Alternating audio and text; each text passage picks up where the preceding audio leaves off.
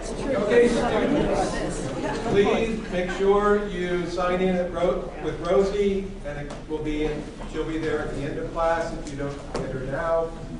And other than that, I will turn you over to Tim. Important things for you. I neglected to announce this last week, but the bathroom code, 53739, remember it. I actually put it in my phone so I can actually announce it every single week. And then if you don't know, the bathrooms are out this door and up the stairs, and there's a little keypad, so just keep that number running around in your head. Welcome back, week 2 of Great Decisions. Nice to see you all here. I just want to announce a couple things that we have coming up at the World Affairs Council that might be of interest to you. Next week, January 29th, at the World Trade Center Theater, we are screening Girl Rising, a great film about 9 young women from 9 areas of the globe who are impacted by an investment in education and caring, something that we could also do in our own backyard a little bit better. Also coming up, related to our talk today, which you might not want to miss, February 11th, Jeff Dyer, who is the former Beijing bureau chief for the Financial Times, will be here talking about the contest of the century. And it is not about the Joe Louis Max Schmeling fight. It is about the U.S. versus China and how the U.S. can win the competition. So he'll be February 11th at our space at the Oregon Historical Society at 7 p.m. It's on our website. You can register. Also coming up March 18th, we are launching a new series with the Oregon Historical Society and the Wayne Morse Center for Law and Politics at the U of O, commemorating Wayne Morse and the 50th anniversary of the Gulf of Tonkin Resolution. So we'll be looking at war powers and national security issues, and on March 18th, Senator Ron Wyden will be talking about national security, civil liberties, and their surveillance state, and that will be at the First Congregational Church. It is free, however, seating is limited, so you must register. That is also on our website at WorldOregon.org, and it should be a very animated discussion, considering everything we are learning daily about the NSA. Next week, for Great Decisions, we have a program on Turkey with Ozan Varol from Lewis and Clark. And then following on that, John Kaufman from the Post-Carbon Institute will be talking about energy independence. We do have a list at the table in the front of all the upcoming topics. If you don't have them, they're also on our website. They're in the print newsletter. And if you have not gotten your book, you can get one from Ellie. In fact, Ellie, can you come here? Ellie, come here. This is Ellie Yao. Is it Yao, right? Yao, who is working with us, he'll be here every single week throughout the series. He is our trusty Great Decisions intern. He is from Togo. So when you come in, say hi to him. And if you need a book or you have any questions, he can help you out. On to today's speaker. I'm very, very excited that we have Doug Badger with us. Doug is a longtime partner of the World Affairs Council. He's the executive director of the Pacific Northwest International Trade Association. I like it because it's one of those things like the World Affairs Council where people go, well, that sounds really important. What do you do? I always joke that means we suppress the metric system, but it's not really true. Doug brings 20 years of public policy and campaign experience to PNITA.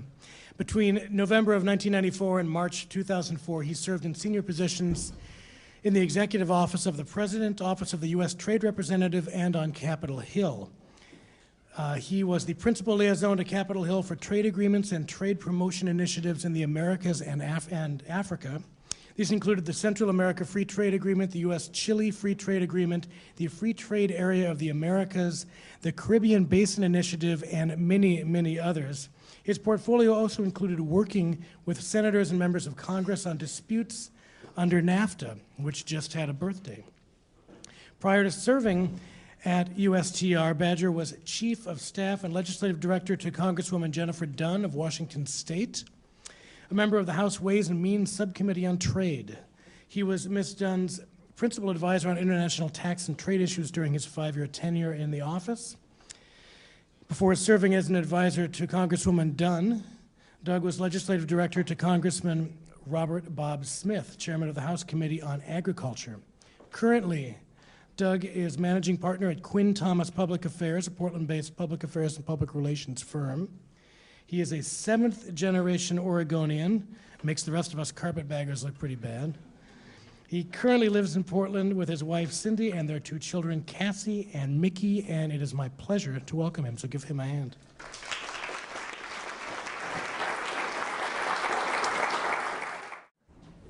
Okay. This is Robin Hayes. Robin Hayes was a Republican member of Congress from the 8th Congressional District of North Carolina. And the 8th Congressional District is in the southernmost part of North Carolina along the South Carolina border. It's got about a 60-40 split in terms of its constituency. About 60% of them live in urban areas, about 40% rural. And on July 25th, 2005, on the House floor, Congressman Hayes voted against the Central America Free Trade Agreement. Now, as the vote went on, it was pretty close, and it appeared as though there were not going to be enough votes to pass it. So Congressman Hayes was visited by then Speaker of the House, Dennis Hastert from Illinois, and then Chairman of the House Ways and Means Committee, Bill Thomas from California. And they talked to him about his vote and asked if he would change it because they need it. And shortly before midnight, after a lot of cajoling, he switched his vote to yes, and it was widely considered to be the tie-breaking vote that allowed the Central America Free Trade Agreement to pass out of the House of Representatives. Congressman Hayes, the House lore goes, got very emotional on the House floor with all this going on. So today I'd like to talk to you about 3 things. I'd like to talk to you about why trade is so politically difficult for guys like Robin Hayes. I want to talk to you a little bit about trade statistics and how, when you peel it back a little bit, they often tell a different story than what you hear bandied about by either side, pro or anti. And then finally, and perhaps most importantly, why does this matter to us today?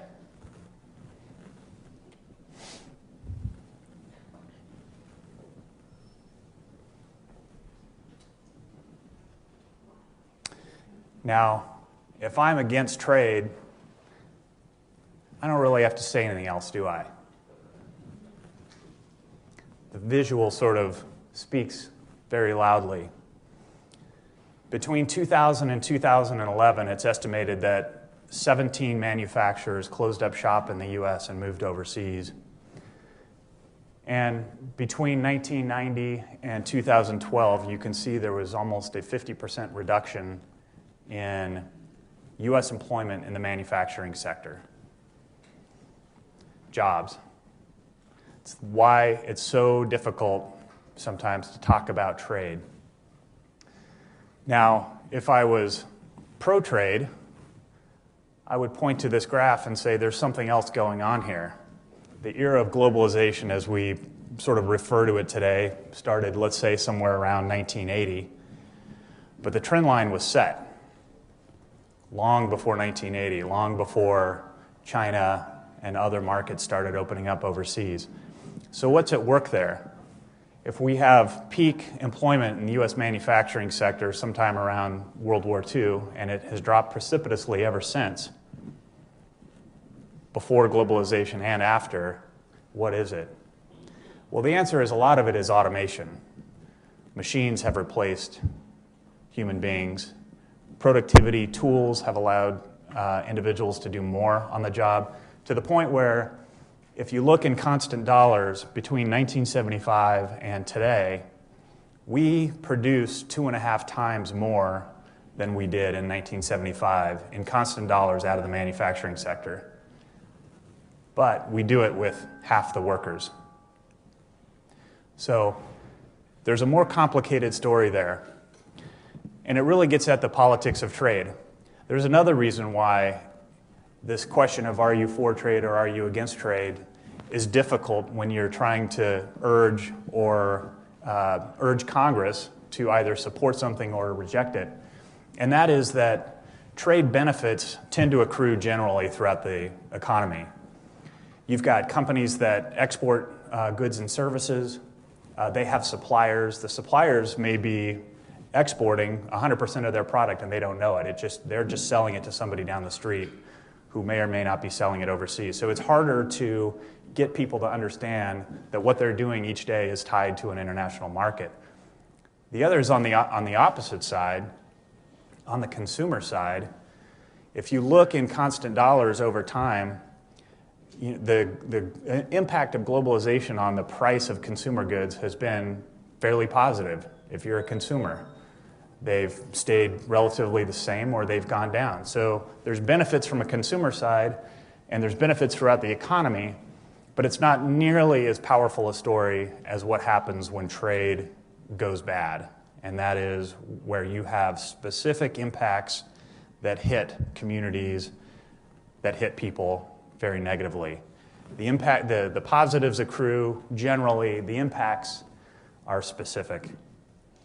And those people who lost their job, whether it be to automation or globalization, they may or may not care.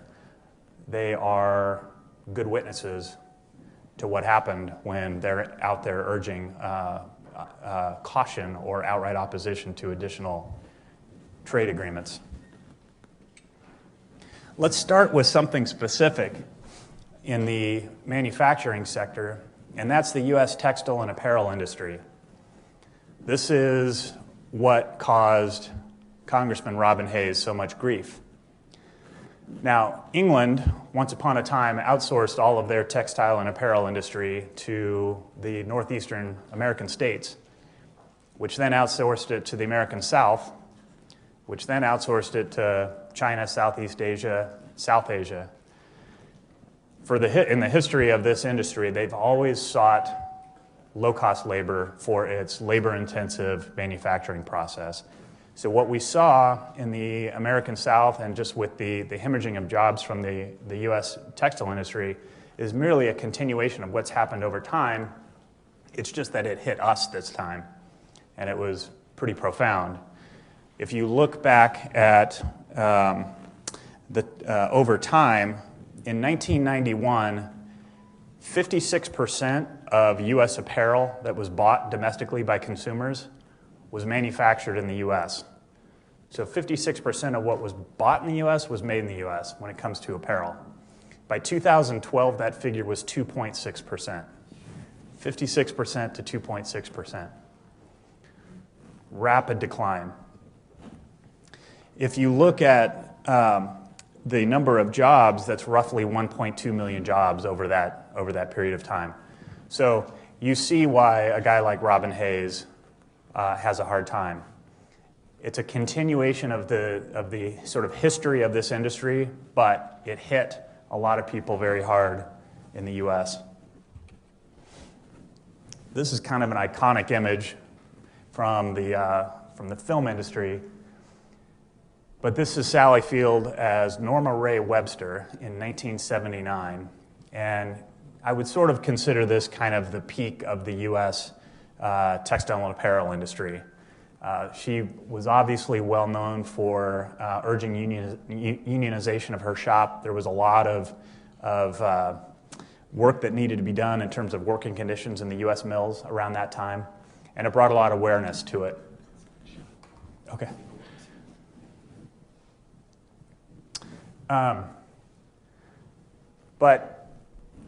So you had a massive job loss, and you had a lot of other countries, China and others, as they've opened up, they saw a lot of this investment, a lot of this textile and apparel industry moved overseas. But it's not the end of the story. This is a hoodie manufactured by a company called American Giant. And American Giant is a U.S. manufacturer of apparel like this. Once upon a time, they sourced their manufacturing overseas, and they went through a very rigorous process to try to figure out whether that made sense. And ultimately, they decided to so-called onshore, or bring back their manufacturing. And they did it because where you manufacture it's a complicated equation. It includes things like, what are the transportation costs per unit to get my good made to my customer? How much duty am I paying? What's my tariff on a hoodie that I import from India? What's my supplier relationship like? Can he get an order filled, shipped, and received to a customer at a time when my customer needs it, knowing that they have very strict demands when it comes to managing their inventory? These are all things that go into where you manufacture. It's not just the labor cost, although that's an important part of it. So what happened is American Giant looked at all this, and they determined that it cost them $3.50 per unit to import in duty alone, in the tariff from India. It cost them $1.70 per unit to transport it. So have it made in India, shipped to their customer in the US, costs $1.70. It only costs 50 cents if they shipped it from the US. And by the way, there's no duty because it's manufactured here. The other thing is the supplier relationship. Their supplier in India, they would only guarantee 4 or 5 months on an order fill. Their US supplier could do it in a month. All of these things went into their decision, but a lot of it was labor. So what is it about labor costs now on textile and apparels in the US that have improved? And the answer is more automation. Right now, the mill that makes the fabric and manufactures this particular hoodie can produce 2.5 million yarns, 2.5 million pounds of yarn per year. 2.5 million pounds of yarn per year. In 1980, that would have taken 2,000 workers. Today, it takes 140. Much more automated process, much cleaner environment. What has happened now is this hoodie costs $31 to manufacture overseas, transport to the US, pay duties, sort of an all-in cost. It now costs $37 manufactured in the US. So that delta has shrunk to $6 on this. And when you think about what they get in terms of benefits of customer relationships, their ability to deliver an order more quickly, and this, what they have come to understand through a lot of market research is that people will pay a premium for a US manufactured good. So the labor costs have shrunk. They've gotten it down to the point where there's only a $6 delta, and they can charge a premium to a customer who will pay it. At the end of the day, they decided that was a no-brainer, and they moved their manufacturing back here.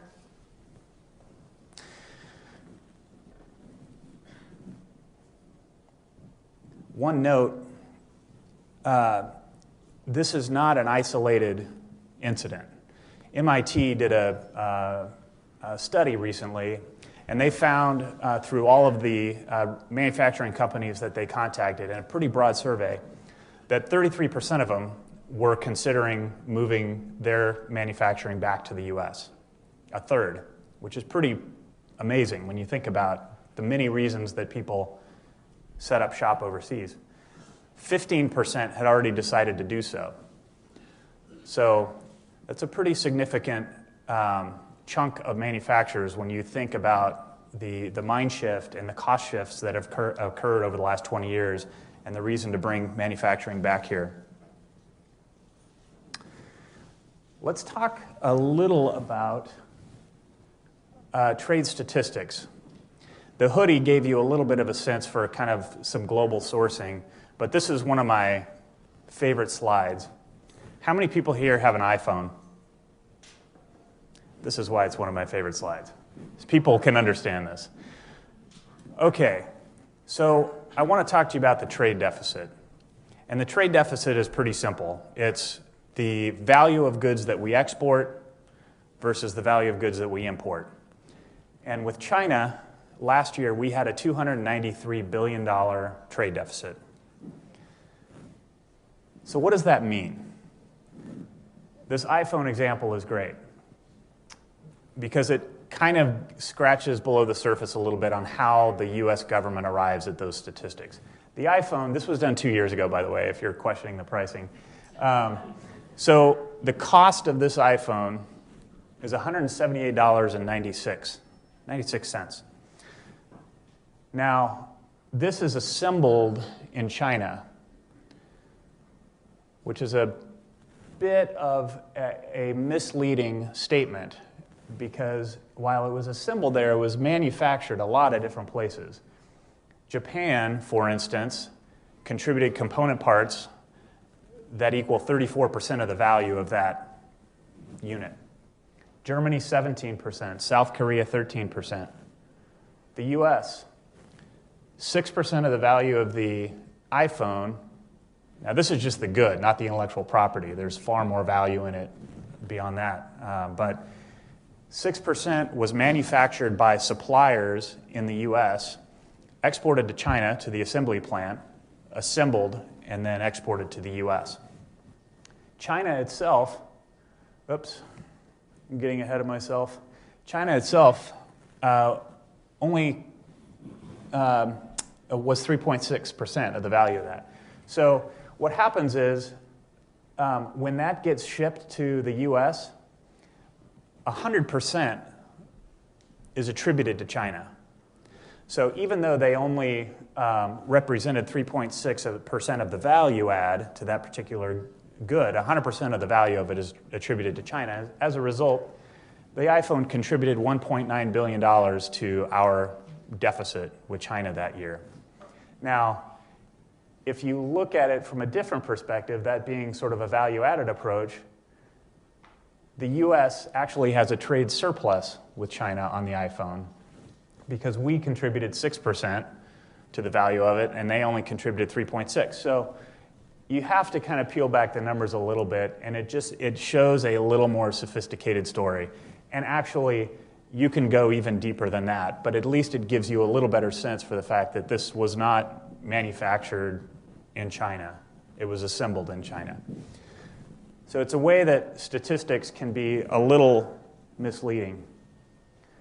How many people have a Subaru here? I'm on my third, and my most recent one was manufactured in Indiana. And there's just about every car company in the world has at least one manufacturing plant in the US. We talked so far about outsourcing, and one thing that doesn't get a lot of discussion is what you might call insourcing or foreign direct investment. That is, foreign companies investing here and putting people to work. In fact, 17% of the US manufacturing employment are people that work for foreign companies. And lest you think that they're just setting up shop here to manufacture to serve the domestic market here, which is lucrative, 19% of what foreign companies produce here is exported. So they're not only setting up shop here to serve the domestic market, they're also manufacturing and exporting. Now, Oregon is a pretty significant player when it comes to foreign direct investment. We have a lot of high-profile companies here that are foreign. Anybody want to throw out some names? Intel's California-based. Cascade. How about Daimler? How about Adidas? And the renewable energy sector, which we're rightly proud of, Vestas, SolarWorld, Iberdrola Renewables, pretty much all of the big flagship renewable energy companies here in Portland that we've built that cluster around are actually foreign companies. So the question is this: how do you account for that in the trade equation? You have to provide reciprocal benefits to other countries. If we want them to invest here, we have to be able to invest there, because that's what they're going to want. And people invest overseas for lots of different reasons.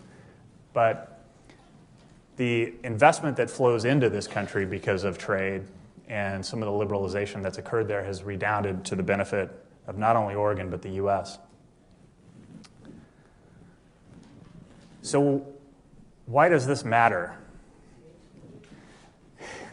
I've got a picture of Senator Ron Wyden here, because he will soon take over as chairman of the Senate Finance Committee. And the Senate Finance Committee is the committee that will draft any trade agreements that get passed by Congress. In other words, he's sort of right at the middle of the universe when it comes to any new trade agreements that will be enacted by the United States. And there is a term that some of you might have heard of. It's called Trade Promotion Authority. TPA, because the government loves acronyms, I'll use the acronym TPA. But it used to be called Fast Track. And they got rid of Fast Track because it sounded like Congress was getting run over and they weren't part of the process. And some people think they still are, but they now use the sort of more mundane Trade Promotion Authority. And Trade Promotion Authority is very simple. If you are a country that wants to negotiate a trade agreement with the United States, and you negotiate an agreement with the White House, the executive branch, who then has to submit that to Congress, and that is subject to amendment by 435 members of the House and 100 members of the U.S. Senate, why would you ever negotiate? You wouldn't. We would never get anybody to negotiate with us. So what Congress and the executive branch agreed to do, Congress constitutionally has the power of the purse. They get to control what duties are on goods. They get to control tax policy as well. What they said to the executive branch is, we will cede our authority to you to go out and negotiate this agreement. In exchange, you will keep us in the loop and consult with us regularly on who you're negotiating with and what you're doing, and allow us to weigh in on it. And in exchange, when that deal is done, you can submit it to Congress for a straight up or down vote, no amendment. So it allowed countries to come to the table knowing that they were just dealing with one person, the executive branch, not 536 people. So Trade Promotion Authority expired in 2007, and we've not been able to enact any new trade agreements recently as a result of that, because nobody has been willing to come to the table and finalize an agreement with us. Until now. And you are going to see, probably play out over the next 6 months or so, a pretty significant battle in the U.S. Congress about renewal of this Trade Promotion Authority, this Fast Track Authority, and also discussion about additional trade agreements. And at the end of the day, whether it's politics or governing, it's about numbers. I mean, if you are running for president, your number is 270 electoral votes. And it's not, and the question is, how do you get there? If you're running for Congress, your number is 50% plus one. How do you get there? What coalition can you build to get there? If you're governing in the U.S. House of Representatives and you're trying to pass something, you need a majority, period. And a majority in the U.S. House of Representatives is 218 votes. So your number is 218. How do you create a coalition to get to 218? In the Senate, because of the procedures in the Senate and the filibuster protection, you need 60 votes on something like this. So the numbers are what dictates a lot of the politics that you're going to see around this debate going forward. I'm going to be super crass and just provide a baseline on both sides. Republicans are with the business community, Democrats are with the unions. And there is a certain portion of both parties we'll call it the base vote of each party, where that's going to be true. If you're a Republican and you're trying to get 218 votes, you're going to have 170 or 160 that are just going to be there with you. Similarly, on the other side, you'll have some percentage of Democrats that are just going to be there for you on this one. But then you've got a lot of cross-pressure. And that cross-pressure, from a trade politics standpoint, really comes back to all politics is local. On the Democrat side, we'll start with them.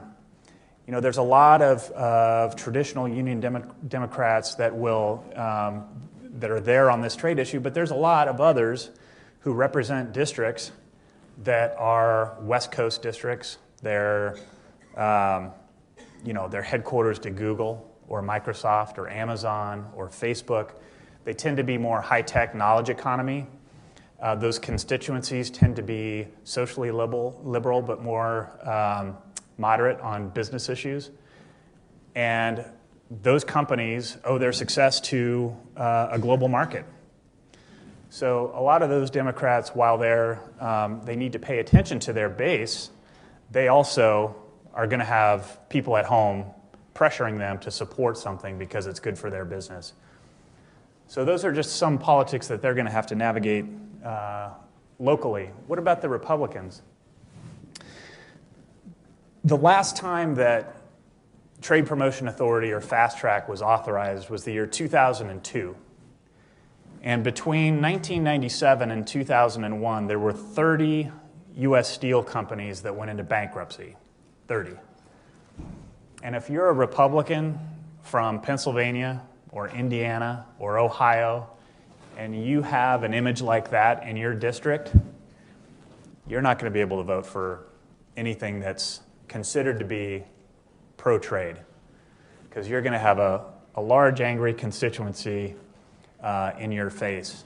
It's not only the workers, but what happens to the local tax base when workers go away and factories shut down. It hits the education budget. It hits the public safety budget. It hits home prices. It's community-wide. So it's not just the workers who can come in and tell a story. It's the entire community. So what the Republicans who were on the Hill said is to the Bush administration, if you want some help on this, we need to see that you're serious about the steel problem. And the steel problem, as they defined it, was the fact that there was imported steel coming in from other countries that was undercutting these companies and forcing them into bankruptcy. So what the Bush administration did in 2001 is announce a three-part steel strategy. And one of those points was the review by the International Trade Commission of these imports. Were they damaging U.S. companies? And lo and behold, in 2002, before the vote on Trade Promotion Authority, Fast Track, was to take place, they found that these were injuring U.S. companies, these imports, and they implemented duties on 14 different products of steel. Some duties up to, I think, 30%. So the reaction was positive by these members that needed that kind of protection. And as a result, some of those Republicans were able to support Trade Promotion Authority. Coalition building, getting to 218. So that's on the Republican side. What about the Democrat side? Because you have some of these more kind of knowledge economy, West Coast Democrats, and other places as well, but they had real concerns about what was going on globally when it comes to labor and environmental protections for workers and the environment in some of these other countries. And the biggest fear was that they were going to enter into a trade agreement with a country that was just going to ignore their labor standards, ignore their environmental laws, and by doing so, give themselves a competitive advantage and do damage. So in 2002, as part of the run-up to that vote on Trade Promotion Authority, there was a negotiation between Republicans and Democrats that said, okay, we're going to require that there be a labor chapter in each new trade agreement. And we're going to require that there be an environmental chapter in each new trade agreement. It was the first time that had ever been done. And not only is it going to be in there, but it's going to be something that is actionable from a dispute standpoint. In other words, you can't just have a lot of fluffy language in there about, looking out for the environment. If they don't do it, there needs to be repercussions, and that needs to be written into the agreement. And that's the way it went. So they came to this agreement. In fact, when I was on the Central America Free Trade Agreement negotiating team, when we would go negotiate on the agreement, basically what happened is we would just put the labor chapter down on the table and said, that's non-negotiable. The environment chapter down on the table and say, that's non-negotiable. Because we couldn't bring an agreement back to Congress that would get the protection of that straight up or down vote if it didn't have that exact language in there that the Congress insisted on. So labor, once that went in there, it gave some cover to some additional Democrats to support it. Again, getting to 218, slowly but surely. And then there were some agreements for the textile and apparel industry. And then there was agreements for agriculture, like some issues like sugar. It's messy, but that's how you grow the vote. That's how you get to 218, and that's how ultimately you make progress on the policy. So let's talk a little bit about what we're going to see this year when this debate occurs. And I'll start at the top with a negotiation that's been underway for some time now, which is called the Trans-Pacific Partnership. And the Trans-Pacific Partnership is it's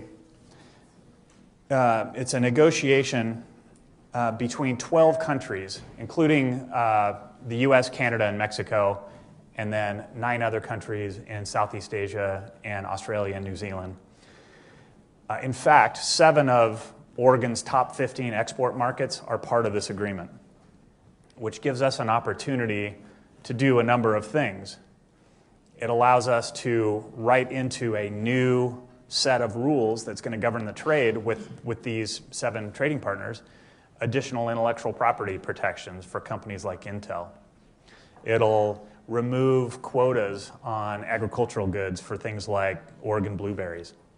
So it allows us to go an extra step and take what is already a successful trading relationship and deepen it and give further protections to our companies. That negotiation has been going on, but the parties to the Trans-Pacific Partnership will never sign it until TPA is passed.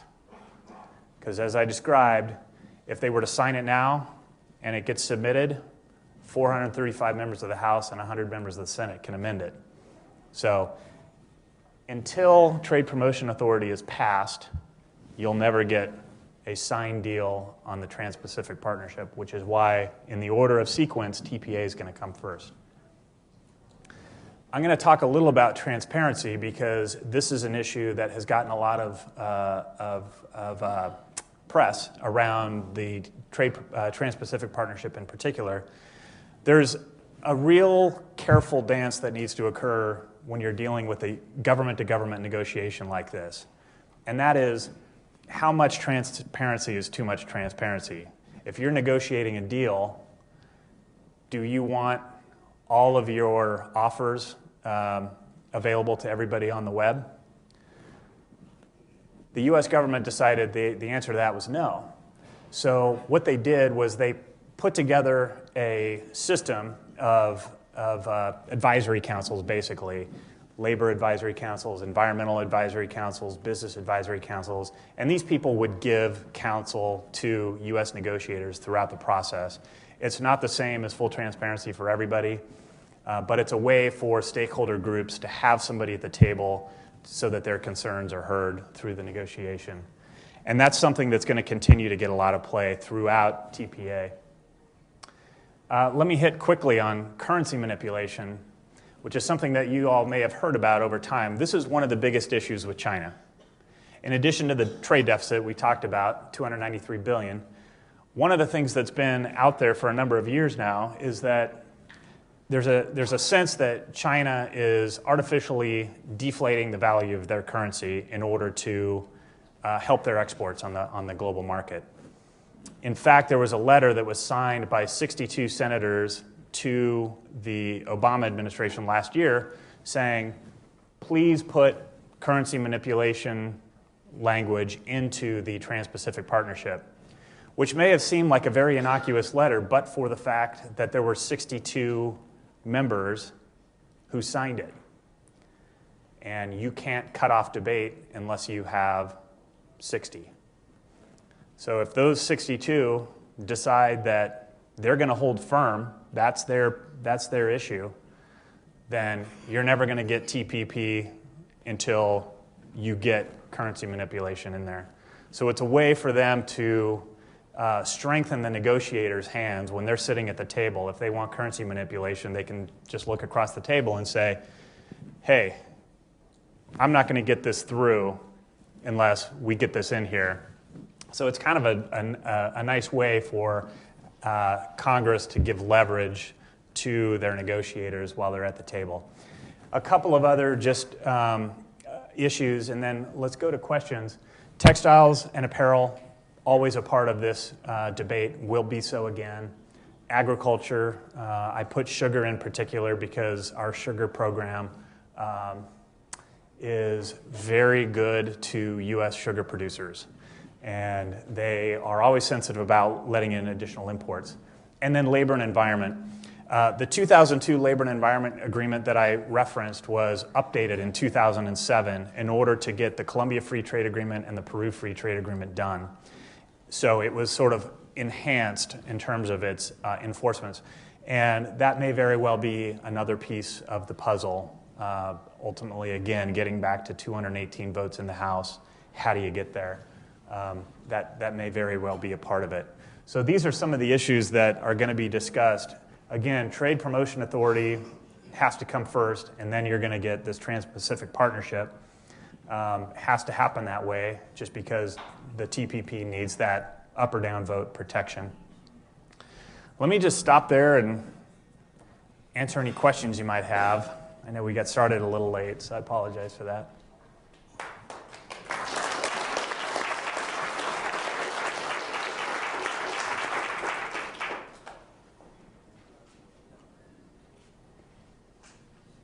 Everybody came with their Israel questions.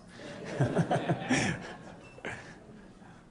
just wonder, when you were negotiating the Caribbean trade agreement, was anything said at all about Cuba? I think that's the most head-in-the-sand policy we've had for 60 years. Was that anything said, or both sides totally against that? In terms of, including Cuba, no, it was never a part of the discussion. But yes, that's, we basically had a pretty close relationship with Cuba for 50 years now, whatever it is. So it was not part of, there was never a discussion about whether they were going to be part of the agreement. Because I spent a lot of time in Asia. Two dictatorships over there, Taiwan and Korea, which were supported by us. When our economies came up, the people demanded more political freedom, and they got it. I think Cuba would be an entirely different country had we just continued to trade with them. Yeah.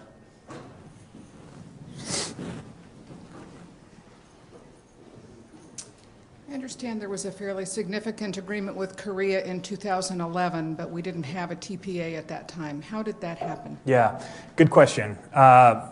Trade Promotion Authority expired in 2007, and Congress did not pass the U.S.-Korea Free Trade Agreement until 2011, was the question. There was a determination made that since the agreement was negotiated prior to the completion, or prior to the sunsetting of Trade Promotion Authority, that TPA protection of up or down votes still applied to it. So even though it technically wasn't authorized at the time, it still received that protection in the process. During the Bush administration, there was a rumor or a story going about where there was going to be a big highway built between Canada and Mexico to go through Kansas City and through Texas and so on, and there was going to be a neutral zone in Kansas City. Whatever happened to that story, and why did it get started in the first place? I've heard of it. I don't know where it came from. When I worked on the Hill, I used to get letters from people who said that the back of stop signs had secret instructions for landing UN troops on how to get to the police department and other authorities.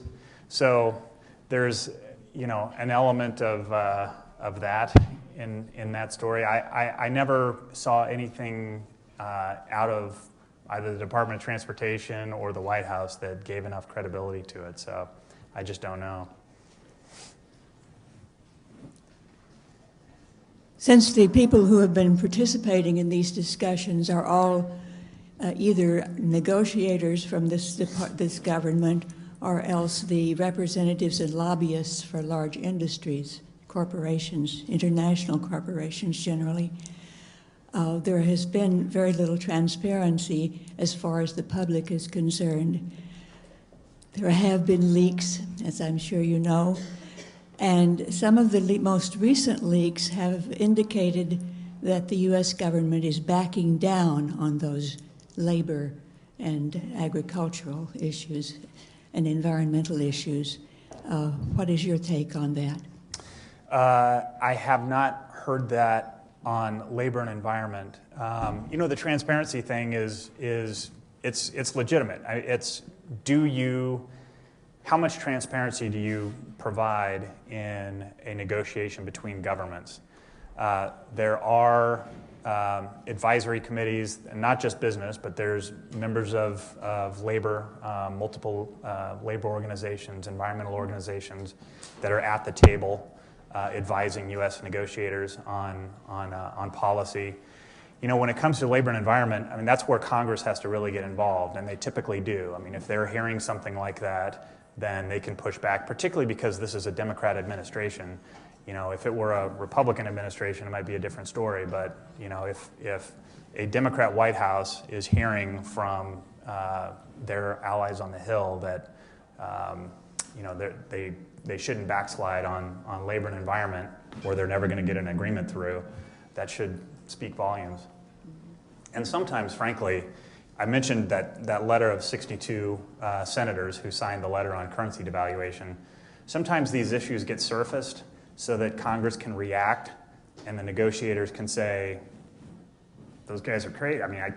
My hands are tied here. So there's a little bit of gamesmanship sometimes. I'm not saying that's the case here, but the negotiators definitely use that to their advantage. Just to follow up on that, Senator Wyden has been personally saying that he has not been given any information, and that seems to be counterproductive since he's going to be the head of the committee. I would say that's extremely counterproductive. I understand that TPA is, when TPA was operating and was authorized, hello Derek, there were very clear instructions in the law about what consultations needed to take place and when. So there was no ambiguity about the consultation between Congress and the USTR, the executive branch. So now that we're operating outside that, I would assume that they're just using that template. They should be, but he's the chairman of the subcommittee on trade in the Senate, and he should have full transparency on what's going on. Hi, Doug. Can you say a few words about the Transatlantic Trade and Investment Partnership, unless you touched on that at the beginning? Just seems because of the huge size of the EU and the US, that could potentially be even more game-changing than the TPP. Yeah. This TTIP, because you want another acronym, right? It's the trans... you just said it, and I Transatlantic Trade Investment Partnership. Thank you. Transatlantic Trade Investment Partnership, which is basically a negotiation between the U.S. and the EU.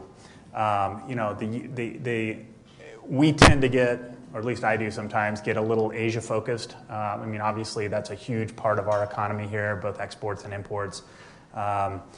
But Europe plays a huge role in Oregon. I mean, I ticked off a number of our largest companies here. All of them were European. So that particular agreement is being negotiated. It'll do many of the same things that I described for Trans-Pacific Partnership, allowing a lot more access for U.S. goods and services, but that can't continue and get signed without TPA either. So in addition to the Trans-Pacific Partnership, that's another big negotiation that could potentially wrap up and be submitted to Congress. What comes first, the rights and laws of countries or the rights of corporations? Isn't it true that the profits of foreign corporations under the TPP would become more important than the laws of any one country and would be subject to a three-person arbitration group? The rights of the country are the most important. The country enters into agreements with other countries freely. Those agreements are debated in the public, in the People's House, and in the Senate. All parts of those agreements. Some of those agreements relate to protections for investors who invest in the U.S. We would expect that our companies that are doing business overseas have the same protections for their investments there. In other words, somebody who's invested in another country shouldn't have their plant taken over by the state. There needs to be investment protections. So insofar as a foreign company is invested in the U.S., that investor is going to have rights under the agreement. Now, they still have to live under all the laws of the United States. And if there is a violation of any of the agreement, as two mutual parties entered into, that they believe is actionable under the agreement, then they could take a case. Now, the agreement, and the way that this is an important point, when a decision is made, if there's a dispute taken to a dispute panel within an agreement, the dispute panel will say, this party is at fault. But they can't say, U.S., you're at fault and you need to change your law. What they say is, you're at fault and here's the value of the damage, and we're allowed to be compensated in some way. But there's nothing that would, no external body can force the U.S. to change its own laws. What they can do is come to some kind of a monetary resolution where they're compensated for what was believed to be a violation of the agreement. Follow-up question. You mentioned that Made in America was a reason for textile companies perhaps coming back and manufacturing in America. Following the comment you just made about this trade dispute panel cannot break the laws of a country, but they can basically say that an investor has lost profits. Isn't it true that under the TPP that Made in America could be challenged by a foreign corporation because it might cause them to lose their profits? I don't know the answer to that. I don't know the answer to that. Well, there are no more questions. Great.